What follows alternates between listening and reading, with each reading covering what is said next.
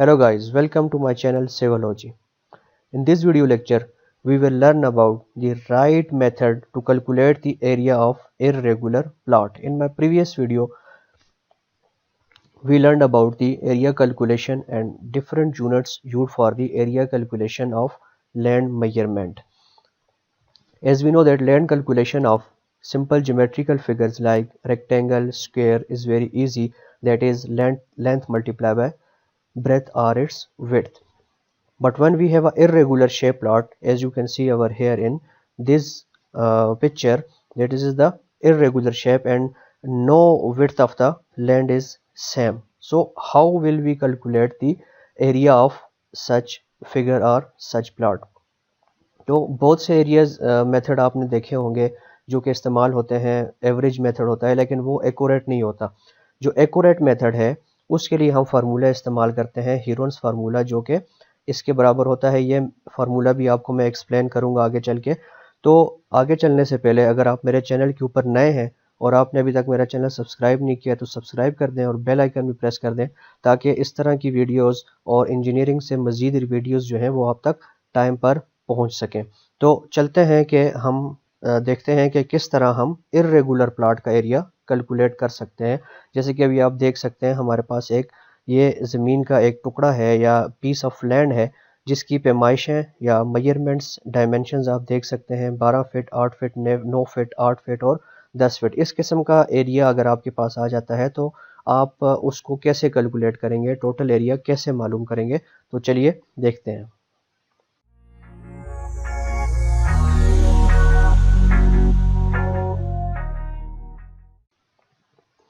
First of all आप ज़मीन का सर्वे करने गए हैं तो आपने क्या किया, साइडों की जो पैमाइशें हैं वो आपने ले ली हैं और साइड की पैमाइशों के अलावा आपके पास जो इसकी डायगनल्स होते हैं यानी कोई एक दरमियान की जो डायमेंशन, जैसे कि अभी आप देख सकते हैं बी टू ई या सी टू ई या ए टू डी, कोई एक डायमेंशन आपके पास होनी चाहिए क्योंकि आके आपने क्या करना है, ऑटोकेड के ऊपर प्लॉट करना है तो डायगनल मेजरमेंट्स भी आपके पास लाजमी होनी चाहिए। तो ये मैंने एक रफ आपको समझाने के लिए एक पिक्चर आपके सामने रखी है ताकि आपको एक अंदाज़ा हो सके कि किस तरह इर्रेगुलर प्लॉट का एरिया मालूम किया जा सकता है। तो सबसे पहले तो आपके पास ये जो साइड्स हैं, side A B C D E, इनकी पैमाइशें होनी चाहिए। तो सबसे पहले देखते हैं, तो जैसे मैंने कहा कि डायगोनल लेंथ्स आपके पास होनी चाहिए पहले। तो डायगोनल लेंथ्स जो है आपने फील्ड के अंदर कैलकुलेट करनी है, यानी आप लेआउट करने गए हैं, आपने उससे पहले उसकी पैमाइशें लेनी है, कोई ड्राइंग आपने ड्रा करनी है ऑटोकैड के अंदर, तो डायगोनल लेंथ्स आपके पास होनी चाहिए। ये मैंने फर्जी लेट्स सपोज की हुई है कि इसकी जो डायगोनल लेंथ्स है वो 15 फीट है और ये वाली लेंथ इसकी 12 फीट है। और ये क्यों ज़रूरी है ये मैं आगे आपको बताऊंगा। एक तो ड्राइंग ऑटोकैड के अंदर ड्रा करने के लिए आपको इन डायमेंशंस की ज़रूरत पड़ती है और दूसरा हीरोन्स फार्मूला आप लगा रहे हैं तो उसके लिए आपके पास ट्रायंगुलर शेप्स होनी चाहिए। तो एरिया को ट्रायंगुलर शेप में कन्वर्ट करने के लिए कम से कम अंदर आपको 2 या 3 डायमेंशंस का पता होना ज़रूरी है। तो सबसे पहले ले लेते हैं लेंथ ए बी है, इसकी जो लेंथ बनती है वो है 12 फीट। उसके बाद लेंथ बी सी, ये जो आपके पास लेंथ है इसकी डायमेंशन है 8 फीट। इसी तरह लेंथ हमारे पास सी डी आ जाती है, सी डी की जो डायमेंशन है वो है 9 फीट। और लेंथ डी ई आपके पास बनती है 8 फीट। और जो आखिरी लेंथ है लेंथ ई ए, ये जो आपके पास बनती है ये लेट्स सपोज 10 फीट है। ठीक है, फिर हमने क्या किया कि इसको हमने एरिया को 3 ट्राइंगल्स में डिवाइड कर दिया। लेट्स सपोज ट्राइंगल 1, ट्राइंगल 2 और ट्राइंगल 3 में इसको हमने कन्वर्ट कर दिया। और ट्राइंगल को नाम हमने दे दिया ट्राइंगल 1 है, तो ट्राइंगल 1 है ए बी ई, यानी ये वाली जो ट्राइंगल आपके पास बन रही है ये हमारे पास ट्राइंगल नंबर 1 आ गई। इसी तरह ट्राइंगल नंबर 2 है बी सी ई, यानी यहाँ से बी सी और ई, ये एक ट्राइंगल बन गई आपके पास। और तीसरी ट्राइंगल जो आपके पास बनती है सी डी ई, यानी यहाँ से ये जो तीसरी ट्राइंगल आपके पास बनती है। तो एरिया को आपने क्या किया, डायमेंशंस लेने के बाद उसकी डायगोनल मेजरमेंट्स लेने के बाद आपने उसको ट्राइंगल्स में कन्वर्ट कर दिया। अभी आपके पास 3 ट्राइंगल्स आ गई हैं। तो मुख्तलिफ एरिया में ज़्यादा एरिया होगा तो उसमें ज़्यादा ट्राइंगल्स बनेगी। तो अब बहरहाल आपको समझाने के लिए मैंने ऐसा एरिया लिया है कि कम से कम 3 ट्राइंगल्स इसके अंदर बन रही हैं।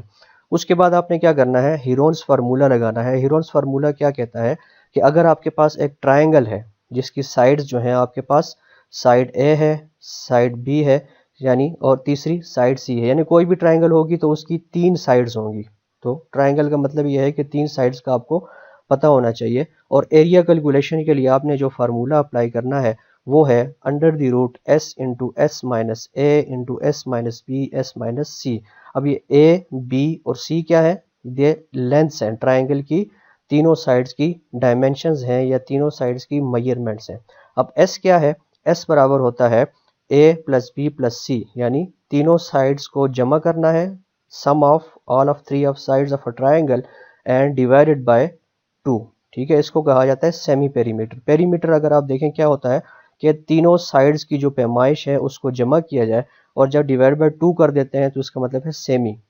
ओके, तो हीरोन्स फार्मूला का आपको पता चल गया कि एस का क्या मतलब है, तीनों साइड्स को प्लस करके डिवाइडेड बाय 2 करना है, और ए बी सी क्या है, length of sides of a triangle.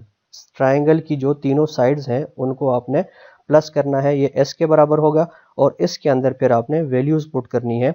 तो ये हम हर ट्राइंगल के लिए अलग अलग करेंगे।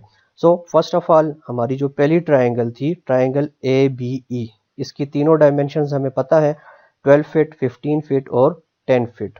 ओके, तो एरिया के लिए हमारे पास ये फार्मूला है। सबसे पहले हम एस मालूम कर लेते हैं। एस में हमारे पास पहली डायमेंशन यानी 12 फीट प्लस दूसरी डायमेंशन है 15 फीट और तीसरी डायमेंशन है 10 फीट। इन तीनों को प्लस करके डिवाइडेड बाय 2 करेंगे तो हमारे पास वैल्यू आती है 18.5 फीट। ये एस हो गया। उसके बाद एरिया के फार्मूले में वैल्यू पुट करेंगे, हमारे पास आती है एस की वैल्यू क्या आई है 18.5 इंटू 18.5 यानी एस माइनस ए यानी पहली डायमेंशन कितनी है 12 फीट, इसी तरह एस माइनस दूसरी डायमेंशन कितनी है 15 फीट, और एस माइनस तीसरी डायमेंशन है हमारे पास 10 फीट। तो इसको जब कैलकुलेट करेंगे by the use of calculator, you will get the area of this triangle.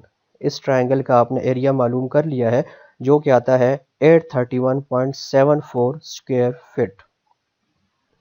इसी तरह दूसरी ट्राइंगल पर हम चलते हैं। दूसरी ट्राइंगल थी हमारी बी सी ई। ये एक ट्राइंगल बन रही है।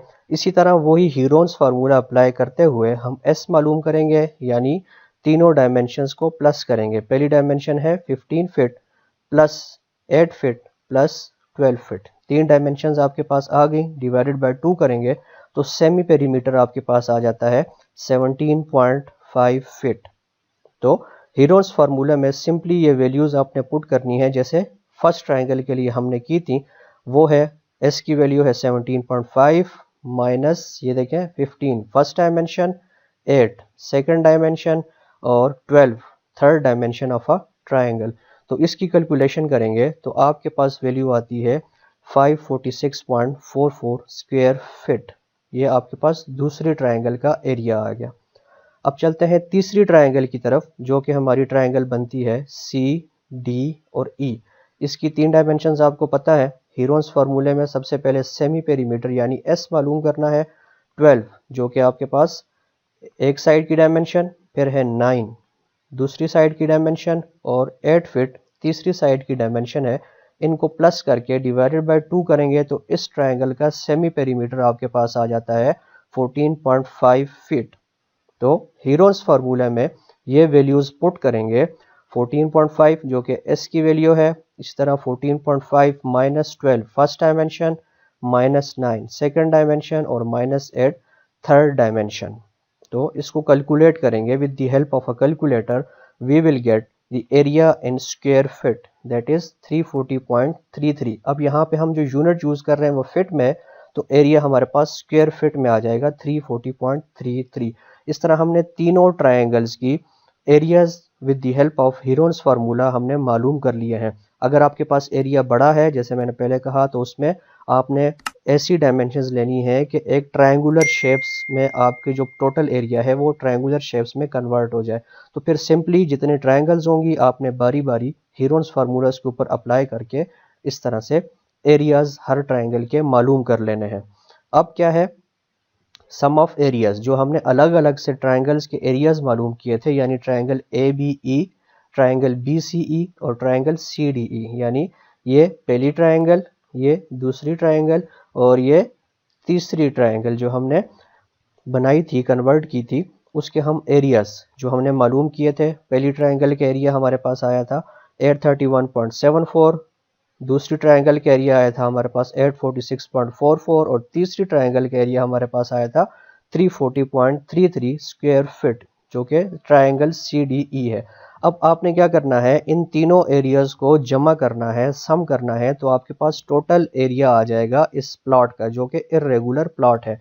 तो इनको हमने प्लस किया तो हमारे पास वैल्यू आती है total area is equal to 1718.51 square feet. अब क्योंकि यूनिट हमारी फिट थी तो ये स्क्वायर फिट में एरिया आ चुका है। तो ये सिंपल तरीका है, अगर आपको हीरोन्स फार्मूले का पता है तो आप किसी भी इर्रेगुलर प्लॉट का एरिया मालूम कर सकते हैं। फिर अगेन अगर आपने इनको दूसरी यूनिट्स में कन्वर्ट करना है तो उसके ऊपर मेरी एक अलग से वीडियो बनाई हुई है कि स्क्वायर फुट को स्क्वायर यार्ड में, मरला में, कनाल में, एकड़ में कैसे कन्वर्ट करेंगे। वो वीडियो भी ज़रूर देखें, क्योंकि नॉर्मली कॉमनली जो यूनिट्स इस्तेमाल होती हैं वो मरला, कनाल और स्क्वायर फिट वगैरह ये यूनिट्स इस्तेमाल होती हैं और इनके कन्वर्जन के बारे में भी आपको पता होना चाहिए। तो आज के लिए इतना ही। मज़ीद वीडियोज़ के लिए if you are new to my channel, you are requested to please subscribe it and press the bell icon to get more video updates.